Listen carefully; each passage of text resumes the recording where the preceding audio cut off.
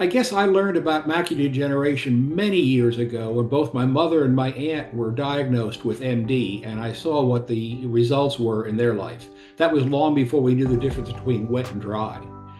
But at that time, I did see an ophthalmologist who saw a few deposits in my eyes and suggested keeping an eye on them through the years.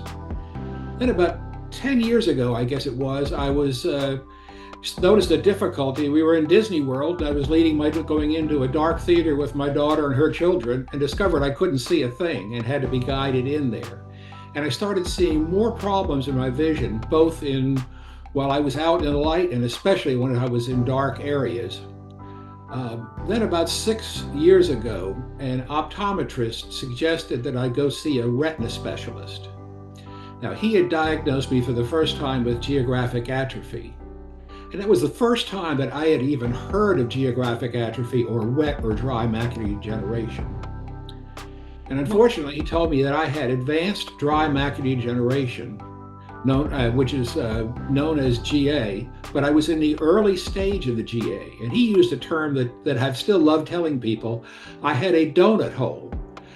What I've now learned is non-foveal GA. So I had that center vision in the center where I was 20/20, 20/30, 20/40. I held up in there, but I started losing around my central vision. And I noticed that I was having more problems seeing and had some other problems. He told me that no treatment was available at all, but there were some possible trials, but I didn't work out for them.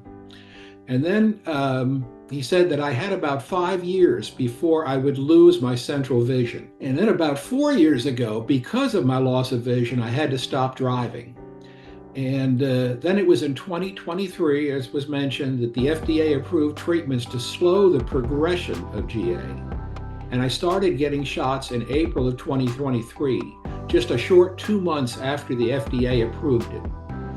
And I've been getting shots every 8 weeks in both eyes, a series of 15 rounds so far. And the doctor says he thinks it's slowing it very much, but I really can't tell because I have no idea how it would have progressed. That progression isn't linear and it comes on slowly, so I don't know, but he says I'm doing very well for the time I'm in. And since I've started those shots, I've extended that 5 years out further for losing my central vision. I'm still functioning fairly normally, but with several areas of difficulty.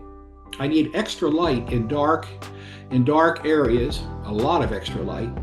My vision is very hazy in bright light. I tell people it's a foggy day almost all the time. I have difficulty seeing faces and recognizing faces, and I'm missing areas along the side. And I have difficulty with low contrast and with colors. I do almost all my reading on an iPad or an iPhone, and often on white letters on black, which seems to make it a little easier for me, and much larger fonts. So I'm still adjusting every day, but I'm hopefully slowing down the progression.